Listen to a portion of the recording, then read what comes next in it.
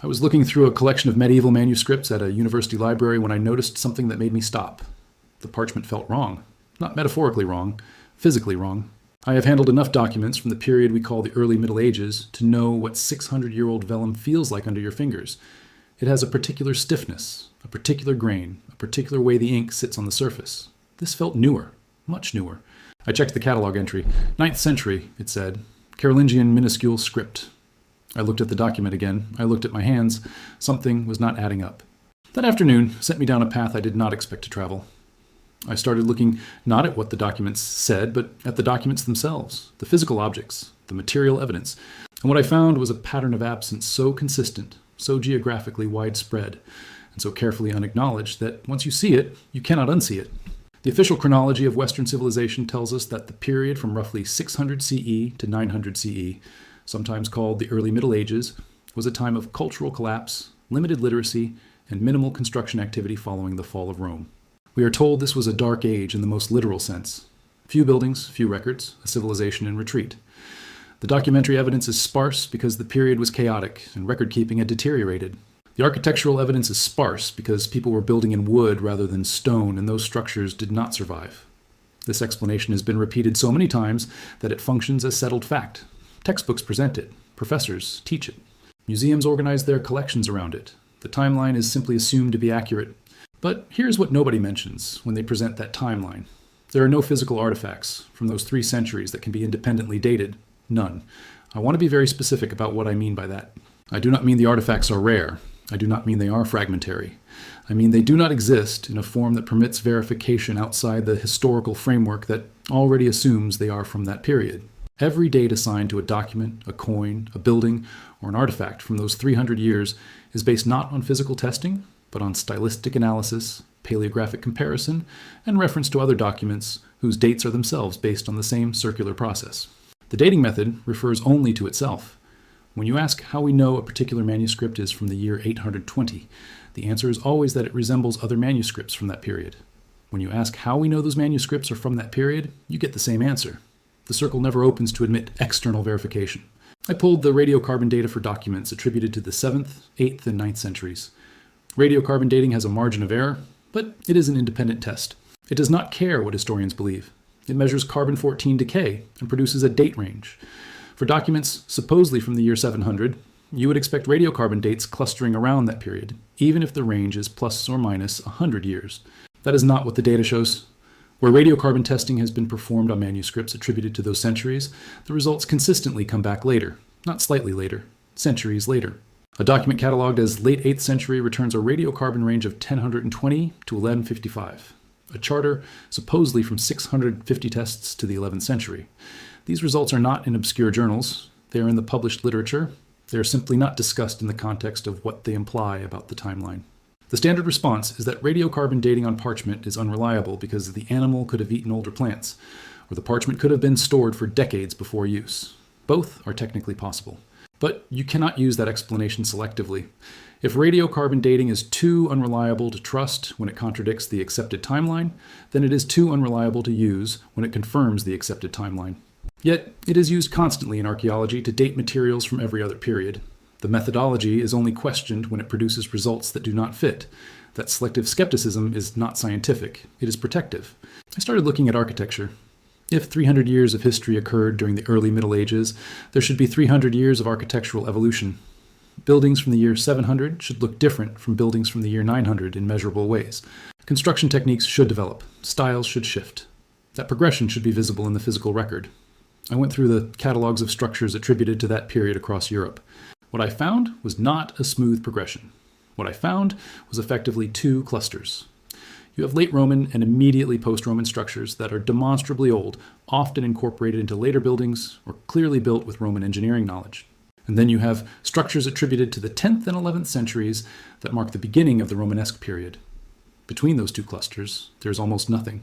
The few structures that are dated to the 7th, 8th, or 9th centuries are dated based on written records that claim they were built during those years, not on any physical characteristic of the buildings themselves that would independently place them in that time range. Remove the documents and the buildings have no date. The donation of Constantine is illustrative here. For 1,000 years, this document was accepted as a genuine 4th century text, in which Emperor Constantine granted authority over the Western Roman Empire to the Pope. It was one of the foundational documents of papal power. In 1440, Lorenzo Valla demonstrated through linguistic analysis that the document was a forgery, most likely created in the 8th or 9th century. The language was wrong. The references were anachronistic. The Latin was not 4th century Latin. It was medieval Latin pretending to be 4th century Latin. What is significant is not just that the document was forged. What is significant is that it was accepted as genuine for 1,000 years by people whose entire professional identity depended on evaluating the authenticity of documents. If a forgery that consequential could be inserted into the historical record and remain undetected for a millennium, what else was inserted? And more importantly, when was it inserted? Anatoly Fomenko, a Soviet mathematician, proposed in the 1980s that the chronology of ancient and medieval history had been artificially extended, and that approximately 300 years of fictitious history had been inserted into the timeline between what we call antiquity and the Renaissance. His methodology was unconventional. He used statistical analysis of astronomical records, linguistic patterns, and the frequency of names in historical texts to argue that many events we believe happened in different centuries actually happened much closer together, and that the intervening time was filled with duplicated narratives and fabricated records. Fomenko's conclusions have been dismissed by mainstream historians, often without direct engagement with his data. The dismissal usually takes the form of attacking his competence as a historian rather than addressing the mathematical anomalies he identified. I am not arguing that Fomenko is correct in every particular. What I am saying is that he identified a legitimate problem. The documents do cluster in statistically unusual ways. The astronomical records do contain inconsistencies that are difficult to explain within the standard chronology. The narrative duplication he points to is real, dismissing the entire inquiry because the person raising it is a mathematician rather than a historian is a rhetorical move, not a refutation. The same 300-year gap appears in dendrochronology. Dendrochronology is tree ring dating. It works by matching the ring patterns of old wood to a master chronology built up from overlapping samples. It is considered one of the most reliable dating methods available. The European oak chronology, which is the primary reference for dating medieval structures, has a gap. Between approximately the 7th and 10th centuries, there are no continuous sequences. The chronology for that period is based on statistical matching of patterns that do not overlap directly. The rings from Roman-era wood do not connect to the rings from Romanesque-era wood. There is a discontinuity. The standard explanation is that wood from that period has not survived in sufficient quantities to build the bridge. But this is the same period that supposedly saw widespread construction of timber buildings and infrastructure across Europe. If that construction happened, where's the wood? Timber used in construction gets reused, repaired, replaced, and eventually discarded or burned, but fragments survive. Wooden artifacts from earlier periods survive. Wooden artifacts from later periods survive. The gap is specific to the period in question. I kept returning to the question of motive. If a portion of the historical timeline was fabricated, who benefited, and when was it done? The answer that presents itself is not a conspiracy. It is a convergence of institutional needs. The Catholic Church in the late medieval period needed a continuous line of apostolic succession, and a body of canon law that stretched back to the earliest days of Christianity. That required documents. It required records of councils, decrees, correspondences, and appointments spanning more than 1,000 years. Many of those documents did not exist, so they were created, not in a single coordinated effort, but across decades and centuries in different scriptoria, by different hands, each filling the gaps that their immediate institutional context required. The same process occurred in royal courts that needed to establish the antiquity of their land claims, their titles, and their authority. Ancient documents carried weight, so ancient documents were supplied. The Renaissance created the other half of the pressure. Humanism depended on the rediscovery of classical texts. Those texts needed to have been preserved somewhere during the intervening centuries. The standard narrative is that they were copied and maintained in monasteries during the Middle Ages and then rediscovered during the Renaissance. But the number of classical texts that appear for the first time in the 14th and 15th centuries, with no prior record of their existence, is statistically improbable if they had actually been circulating for the previous 800 years. It is far more probable that many of those texts were composed during the Renaissance in the style of classical antiquity and then backdated to fill the archive that the new intellectual movement required. This is not even controversial in specific cases. Scholars acknowledge that numerous classical texts were forged during the Renaissance. What is not acknowledged is the possibility that this was not the exception, but the method, that the archive itself is a Renaissance creation. What would the timeline look like if you removed the phantom centuries? Roman civilization does not fall in 476. It transitions directly into what we call the Romanesque period by the 11th century. The gap collapses. The The architectural continuity makes sense. The linguistic evolution makes sense. The sudden appearance of complex legal systems, universities, and administrative structures in the High Middle Ages makes sense because they are not emerging from centuries of collapse. They are emerging from a Roman institutional framework that never fully disappeared. This is not speculation. This is what the physical evidence suggests when you stop arranging it to fit the accepted timeline and instead ask what timeline the evidence itself supports. I'm not going to tell you that I know exactly how much of the chronology is fabricated or exactly when the fabrication occurred. I'm not going to tell you that every date before the year 1000 is wrong.